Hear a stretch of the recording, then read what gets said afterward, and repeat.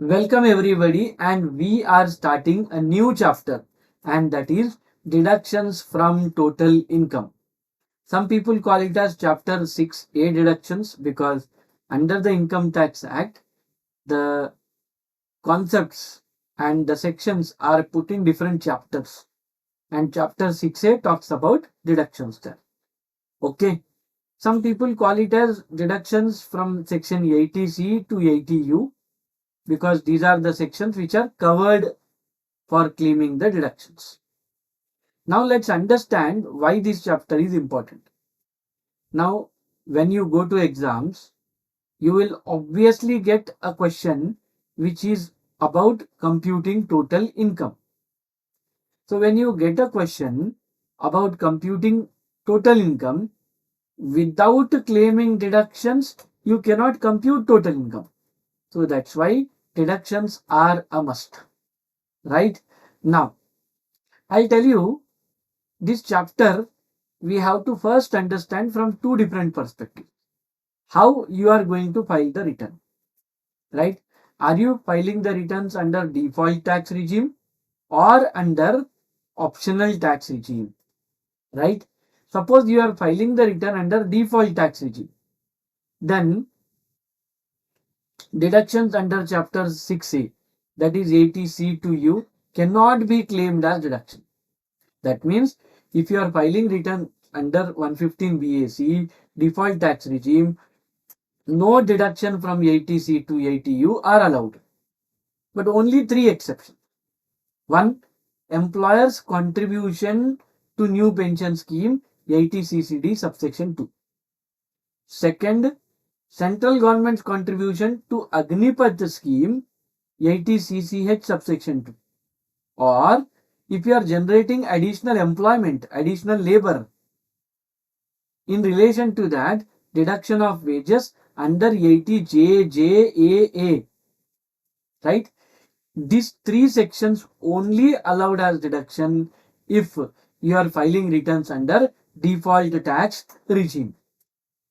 But suppose if you are filing return under optional tax regime, then all these sections, whether it is 80C, 80CCC, 80CCD, 80D, 80DD, 80DDB, like that, 80C to 80U, there are so many sections.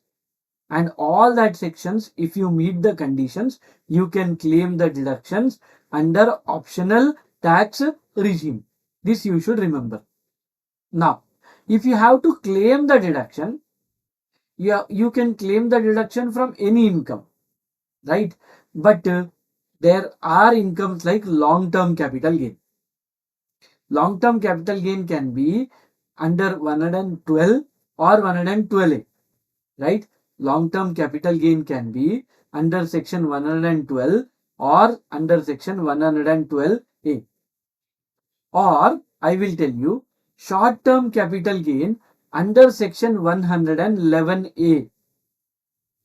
Or I'll tell you that you have an income of casual incomes like winnings from lottery, crossword puzzles, right? From these sections, long-term capital gain under 112, 112A, short-term capital gain under 111A, or under casual incomes like winnings from lottery. These three which I discussed now, these are incomes where special rates of tax are applicable. These are incomes on which special rates of tax are applicable. That means the rates are given in the income tax itself. So that's why what I said, that if you are going to actually earn such incomes, you cannot claim deductions from these incomes. But still, you have salary income, you have house property income, you have business income, you have some other sources of income. From that, you can claim deduction, correct? So, we should understand that when we do the total of income from salary, income from house property, income from business and profession, income from capital gain, income from other sources, we get a gross total income. Now, gross total income, we have to divide it into two parts. One is this special category. Like I said, short-term capital gain under 111A, long-term capital gain under 112A, or winnings from lottery. So in relation to these three, right? Or even if you consider 115A, 115AB, 115AC, 115ACA, in relation to these type of incomes, if they are covered in gross total income, keep this separate. And on this, no deductions under 80C to you. On remaining gross total income, you can claim the deductions from 80C to 80U. Okay? This point first should be clear. So first point I explained, and I compared this with table and made you comfortable with this. Okay? Now, can you claim double deduction?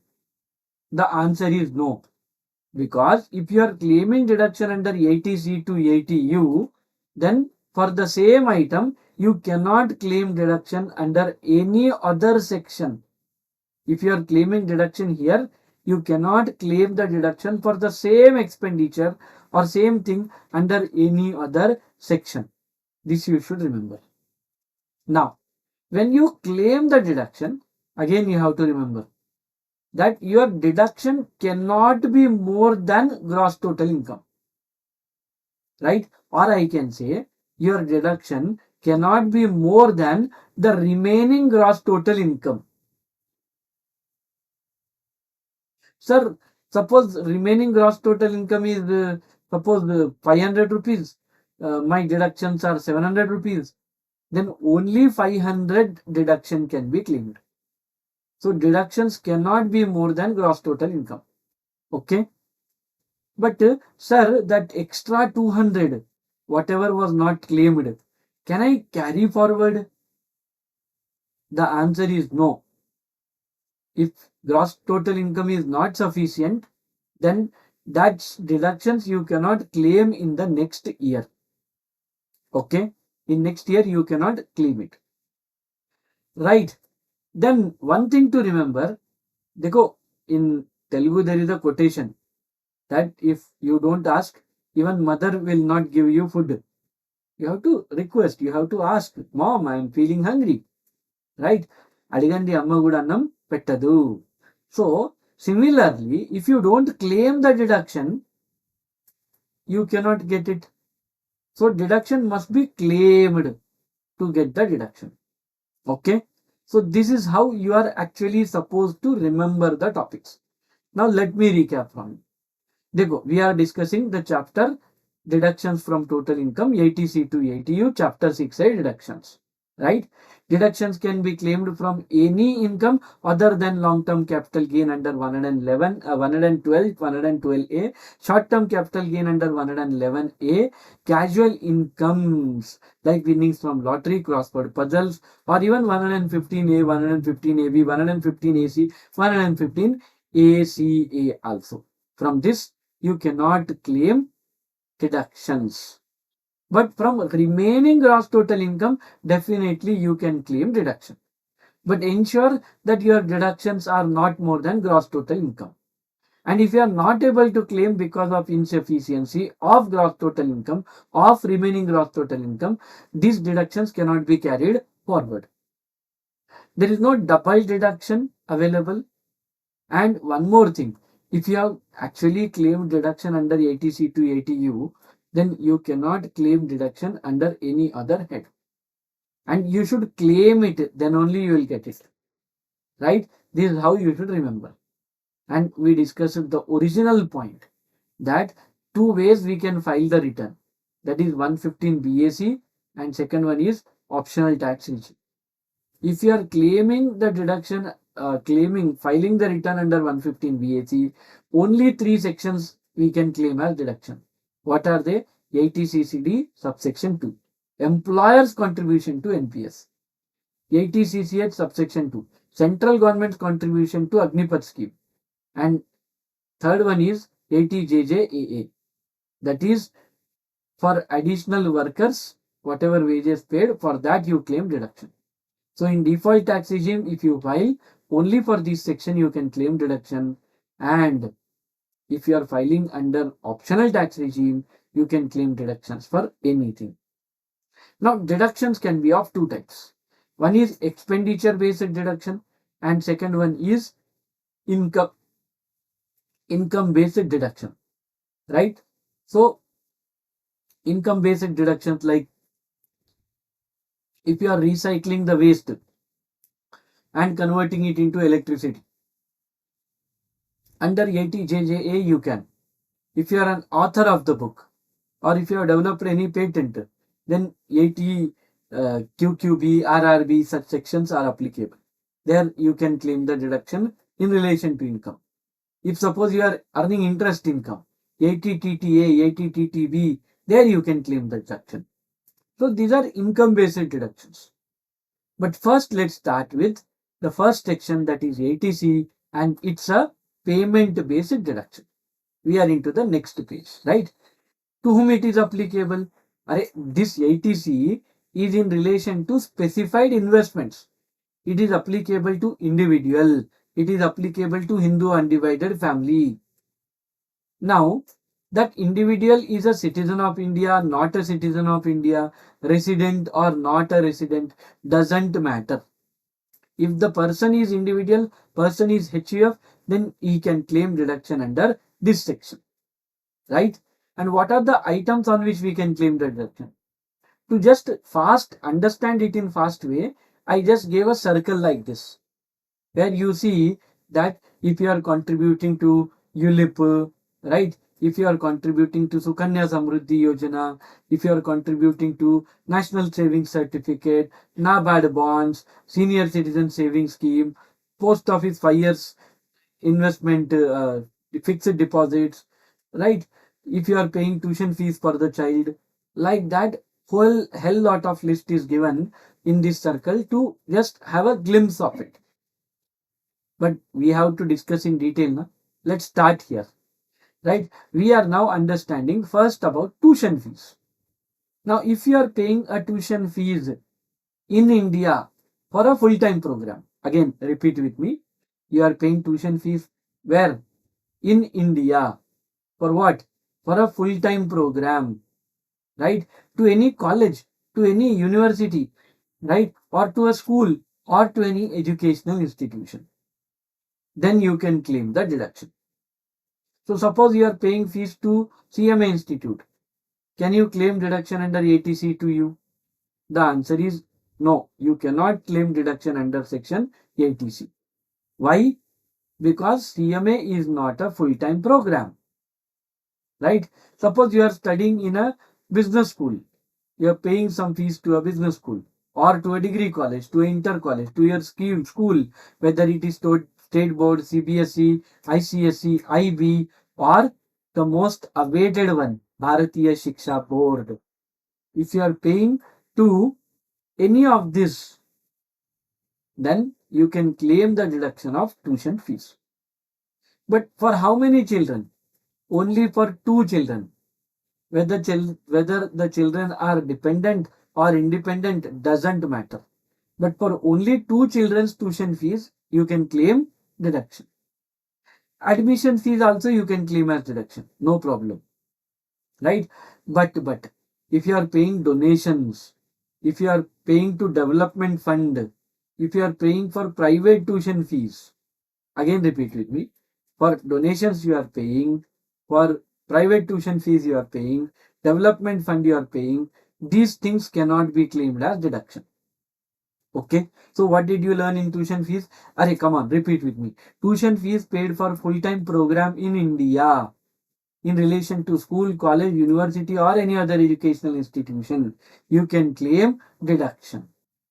But only for 2 children, the payment can be, then only you will claim deduction. Whether the child is independent or dependent doesn't matter. Admission fees also you can claim as deduction. Tuition fees you can claim as deduction. But donation, development fees, and private tuition fees cannot be claimed as deduction. Now let's come to the second point, that is life insurance premium. So suppose you are paying life insurance premium, then you can claim deduction. But for whom? Suppose you are an individual, you are paying life insurance premium on your life, or in your spouse life, or for your children.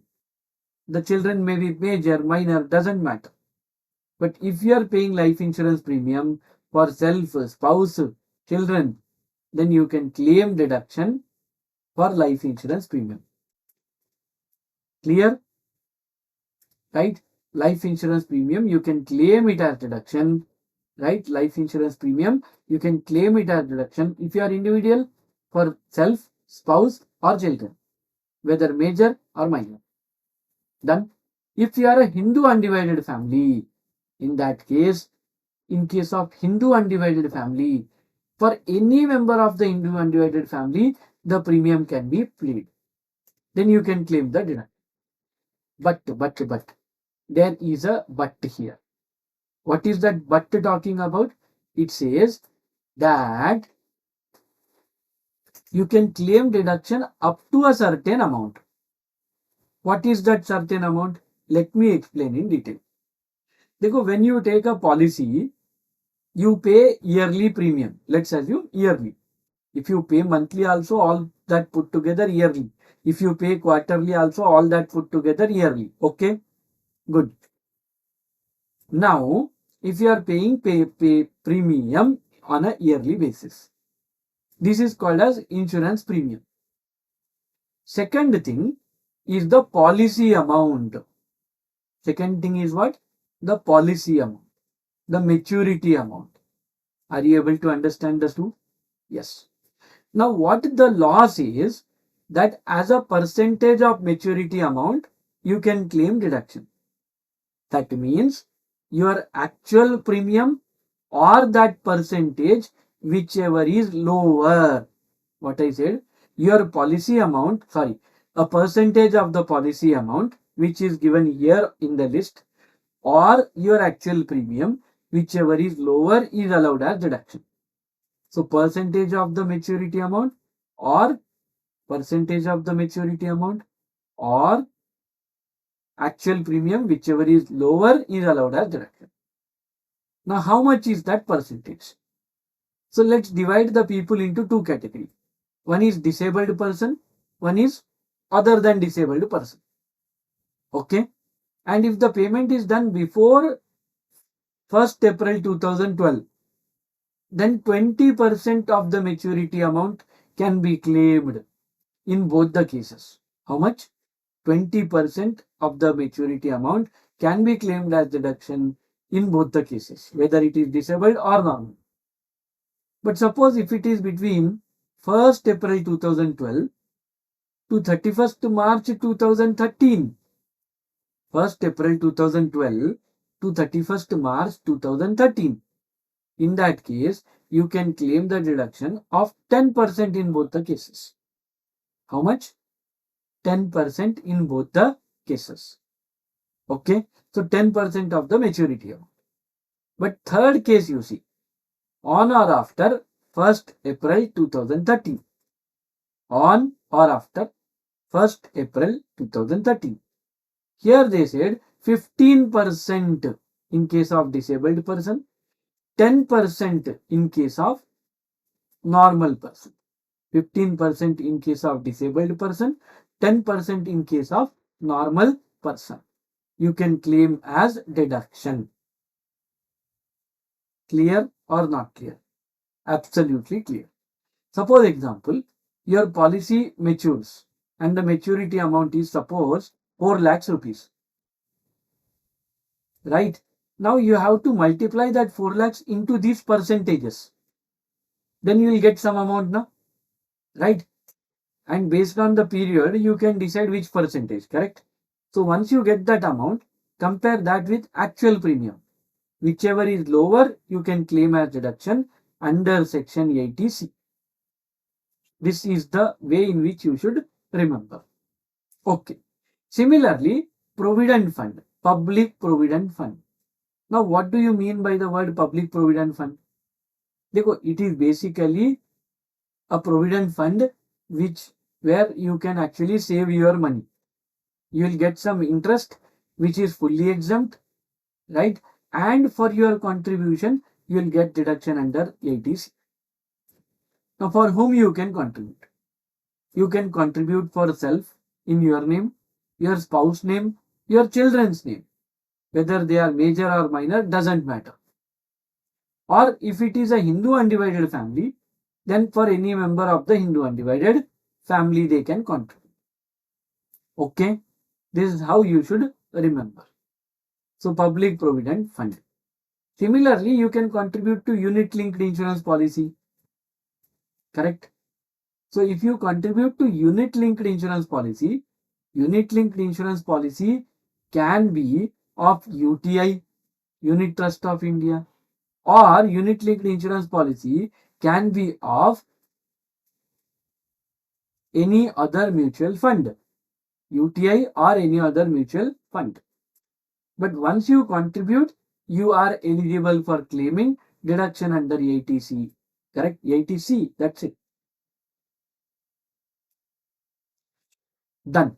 Now, similarly, you can contribute the money if you are a government employee to statutory provident fund. You are a non-government employee, but you are contributing to recognized provident fund, or some organizations have superannuation fund. So if you are contributing to statutory provident fund, recognized provident fund, approved superannuation fund, right, then you can claim deduction under section 80C.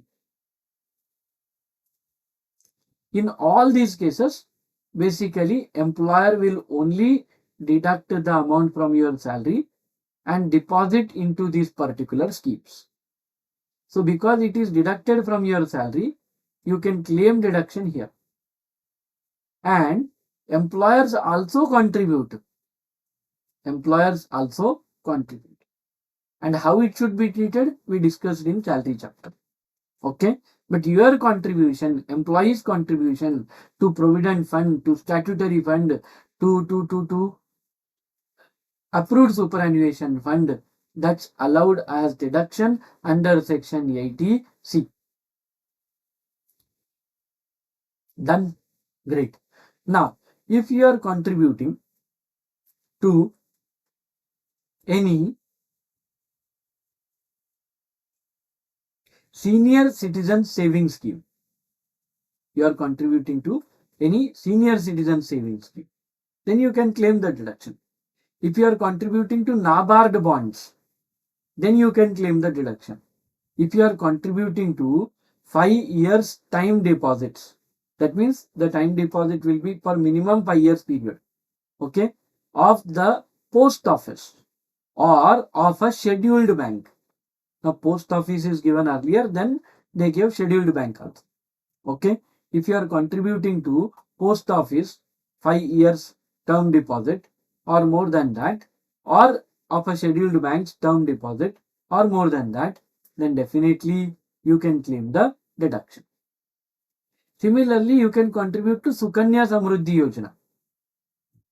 Sukanya Samruddhi Yojana is basically for the girl child, right? Girl child's education, for her marriage, right? As a parent, you can deposit the money and you will get good interest amount on it also. That is also exempt. So whatever you contributed, you claim as deduction, and the interest on it is fully exempt. Are you able to understand? Right? And withdrawal is also fully exempt. Right? Similarly, you can contribute to National Savings Certificate. So if you are contributing to National Savings Certificate, then also you can claim the deduction. Now, interest on National Savings Certificate is taxed under income from other sources, but then you can claim deduction under 80C. That means interest is taxed first under other sources, then you get the deduction under 80C.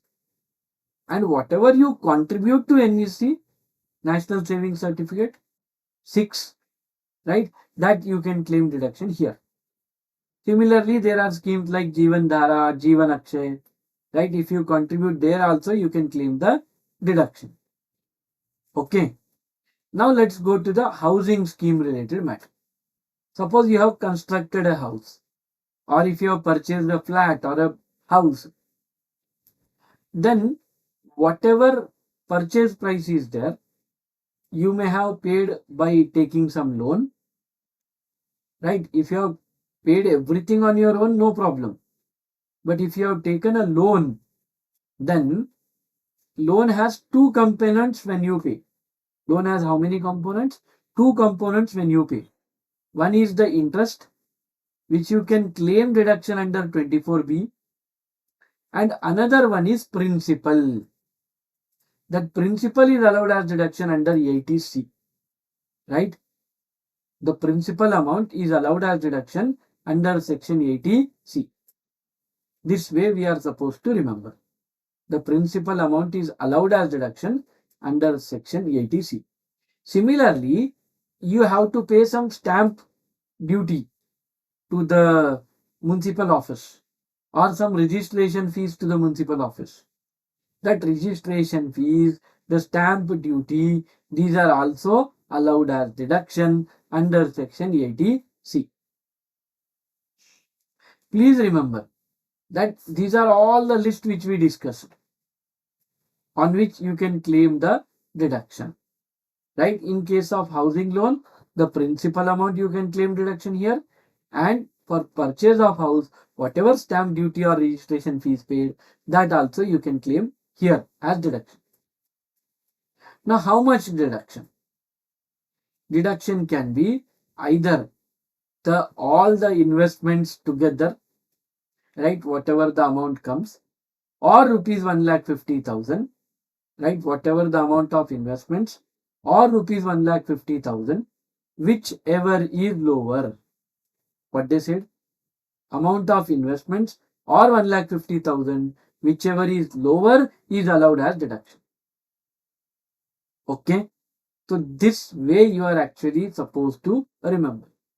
Now, can you claim a deduction of more than 1,50,000 under 80C? The answer is no. Right? So whatever your actual contribution, right, actual payments or 1,50,000, whichever is lower, can be claimed as deduction under section 80C.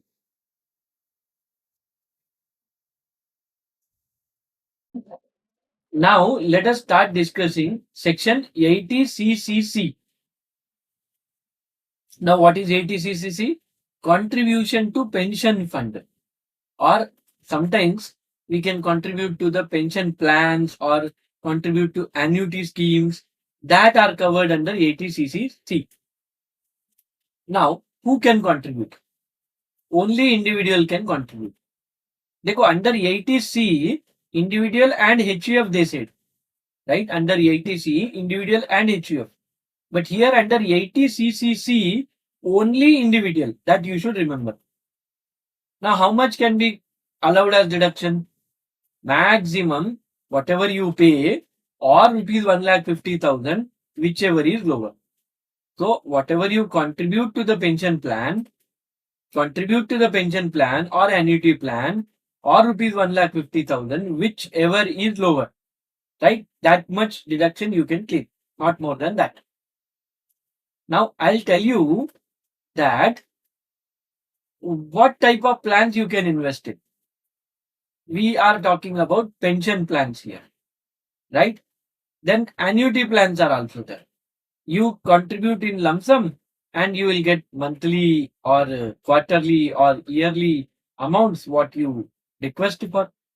So this type of plans, if you invest in, the investment can be in life insurance premiums, pension plans, or any other insurance companies pension plans, it's okay. But if you are investing in pension plans or annuity plans, where in annuity plans you pay in lump sum or in few installments and get money for your retirement on a regular basis, these type of plans are covered under 80CCC. So final recap for all of you. देखो 80CCC talks about applicability to individual only, not HUF, only individual. Okay. What is the deduction? Actual amount paid or rupees 1,50,000, whichever is lower. Correct. Third thing, you are contributing to the pension plans, you are contributing to the annuity plans, right? And if you are contributing, you can claim deduction.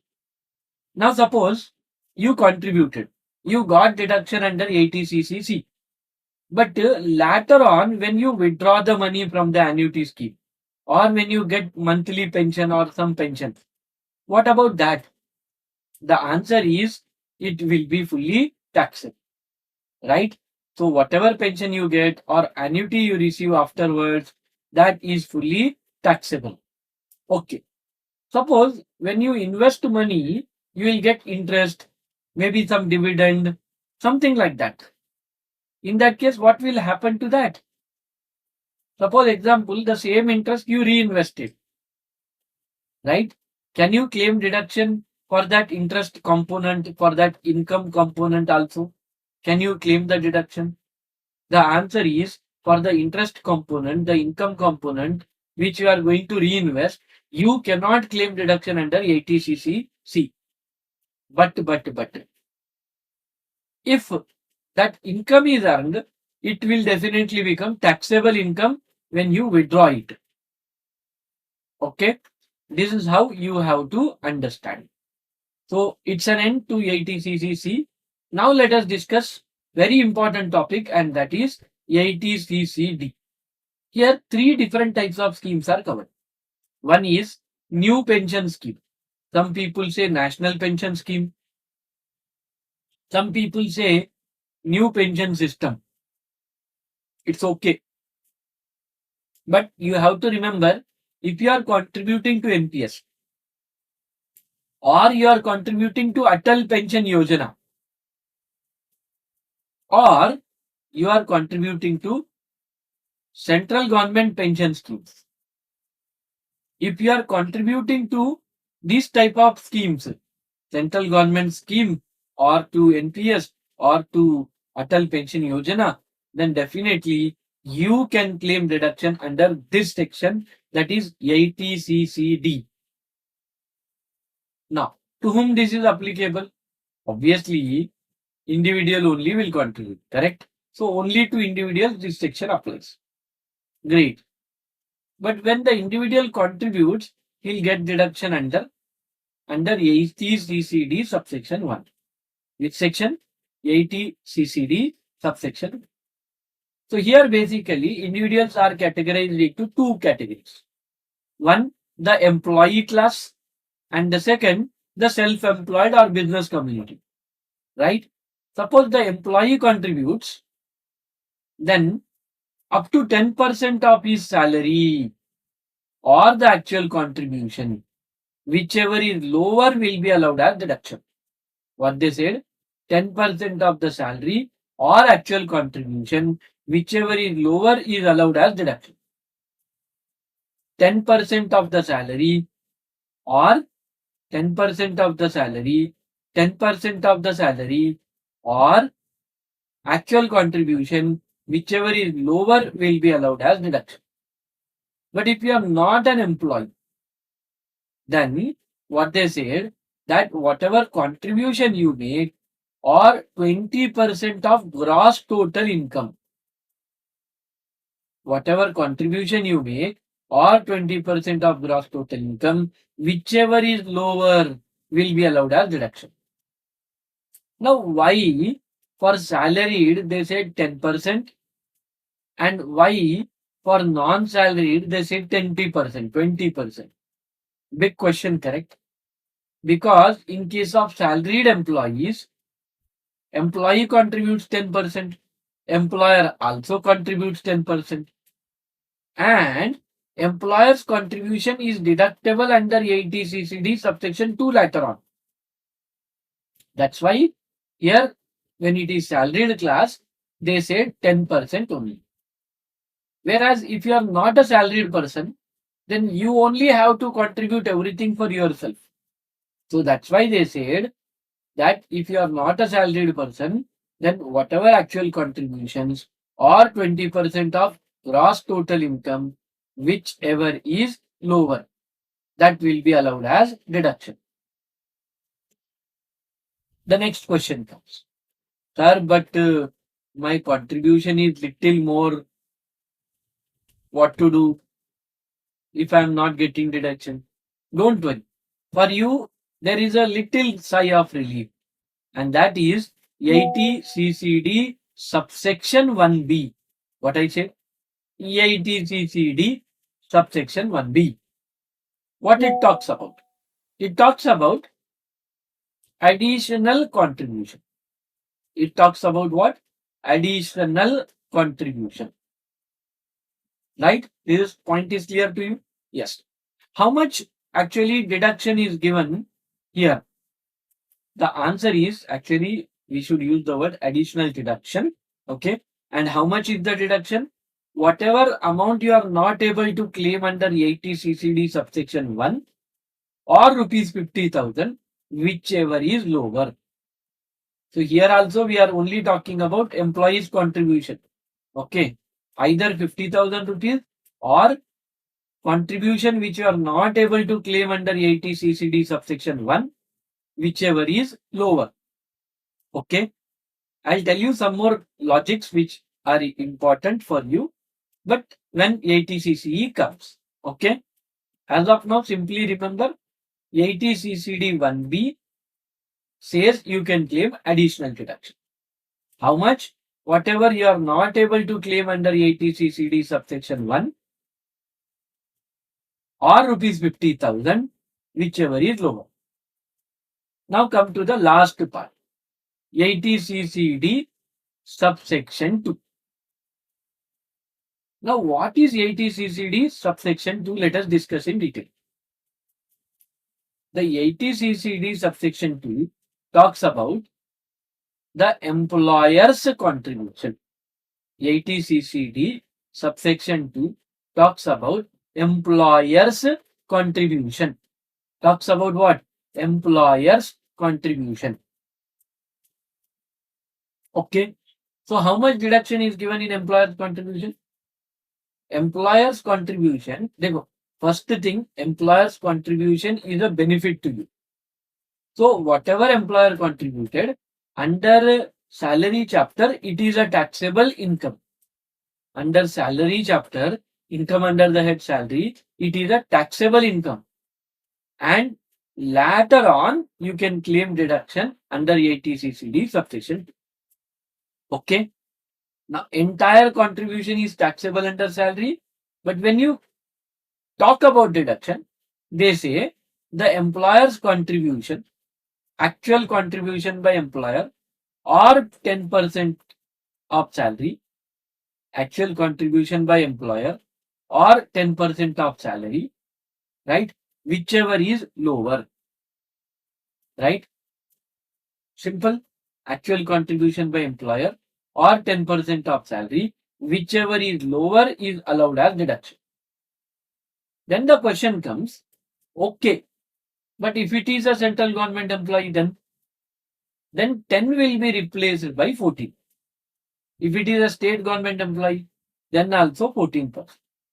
So, if we talk about employer's contribution related deduction, we'll say whatever employer's contribution or 14% in case of government employee and 10% in case of non-government employee, whichever is lower will be allowed as deduction.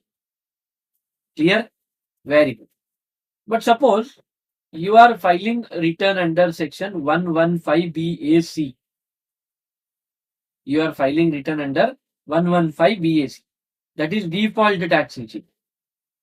Then even if you are not a government employee, still 14% deduction can be claimed. Okay. If you are not a government employee, still 14% deduction can be claimed. Clear? That means, let us divide employer into two parts. If you are filing return under 115 BAC, you, not employer, we are talking about you only. Right? Irrespective of government or non-government, 14% deduction for employer's contribution or actual contribution, whichever is lower. If you are filing return under optional tax regime, then actual contribution by employer or 10% of salary in case of non-government employee and 14% of salary in case of government employee. Whichever is lower is allowed as deduction. This is how you should remember the entire talk. Now, last thing we are talking about amount of withdrawal. देखो, after you contribute, you claim deduction. But when you withdraw that amount, that withdrawal is fully taxable, right? Whether it includes the principal amount what you contributed, whether it includes your what I have to say, your employer's contribution, whether you say it is interest or bonus or some income generated out of it, whatever amount withdrawn is fully taxable, right? This is how you are supposed to remember. Okay, that's it. This point is clear to all of you. Now come to 80cc. Here's the game actually. Now under 80C they said maximum 1,50,000 deduction, right? Under 80CCC they said 1,50,000 deduction. Then here under 80CCE they are saying that okay, let it be 80C, let it be 80CCC, let it be 80CCB subsection 1. Again repeat with me. Let it be 80C, 80CCC, 80CCD subsection 1. Only employees contribution. Okay. And that to 1, not 1B. Okay. So if it is 80C, if it is 80CCC or it is 80CC D subsection 1. Okay. 80C, 80CCC, 80CCD subsection 1. All these three deductions together cannot be more than 1,50,000. So section wise capping is there, and after that 80CCC, 80CCE puts an overall capping. Are you able to understand? Right? So what they said, 80C plus 80CCC plus 80CCD subsection 1 cannot be more than 1,50,000. That's it, you have to remember. Now let's go forward. If you get this part done, then whatever deduction you are going to get under 80CCD subsection 2, that is employer's contribution, that part, and 80CCD 1B, right, the additional deduction part. These two can be claimed as deduction separately, right? This is how you should remember.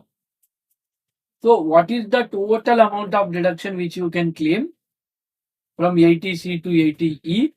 That is 80C plus 80CCC plus 80CCD subsection 1 together not more than 1,50,000 plus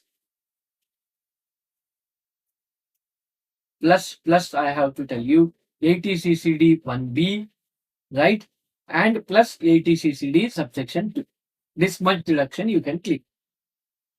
Now 80CCD subsection 1 has a capping, but 80CCD 1B don't have a capping. Now why this is very important for you? Because 80CCD 1 also talk about employee contribution, 80CCD 1B also talk about employee contribution. So when both talk about employee contribution, 80CCD 1 has capping, 80CCD 1B don't have capping, then as a tax planning, you first ensure that your contribution you claim deduction under 1B first, right? Then balance you try to claim under 1, right? 80CCD 1B you utilize first up to 50,000 rupees. Then balance NPS contribution by employee you try to enjoy under 80CCD 1. This way you can actually get more deduction. That's what I wanted to tell. Okay, clear to all of you? Very good. Now, what I said to you till now? I said about NTCCE in detail 2-3 times I repeated. But when it comes to claiming the deduction, when you do some tax plannings, what do you do? They go 80CCD subsection 1 talks about employees contribution, 80CCD 1B talks about employees contribution. Both talk about employees contribution, right? So that's why first claim under 1B, then claim under 1, because 1 has limitation, 1B has no limitation, right? Now please remember, देखो, internal limitations of that sections are there, but overall limitations of CCE are not there for 1B, are there for subsection 1. That's why first utilize 1B, then think about subsection 1. Clear or not clear? Very good. So, if you are clear, then let's move to Agnipath scheme. Hey, whenever we talk about military, we salute them. First, they are at the borders protecting our nation. That's why we are safe in the country, right? Wherever there is an enemy attack or any terrorist attack, our military, our police, our administration strongly gives response to them. And we truly believe in it, right? But when the army becomes old, it becomes truly difficult because the temperature when you go to borders is very less. -2 degree, -20 degree, like that it goes. Now, how can an old man survive in that temperature? Right? So, we need young blood to protect our country. And for that, Agnipath scheme has been brought. Now, under Agnipath scheme, young men or even women who are just 18 years, they are trained in army, and when they are trained, they protect the borders for some period. So they serve the army for 4 years. So this is how the scheme works. What happens is, this Agnipath scheme, whoever actually enrolls in that scheme and becomes a part of Indian Army after passing the physical test, whatever written test, all that, then he gets monthly salary. And along with salary, there is an Agniveer Corpus Fund. In that, the Agniveers contribute.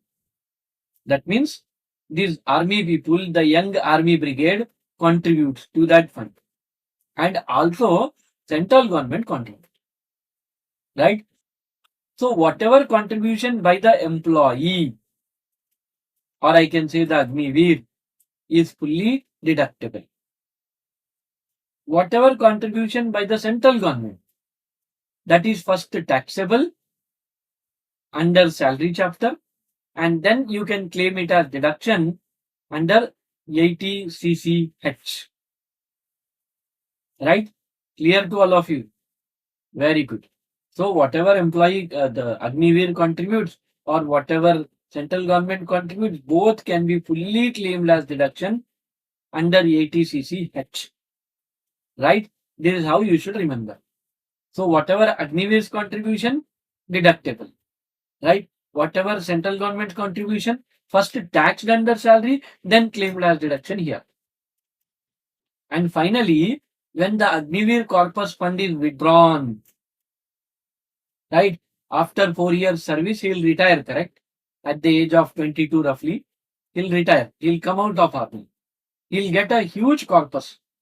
What I got the calculations is at least more than 20 lakhs rupees he'll get. So that 20 lakhs rupees or more amount, whatever he gets after the 4 years of tenure of service, that is fully exempt.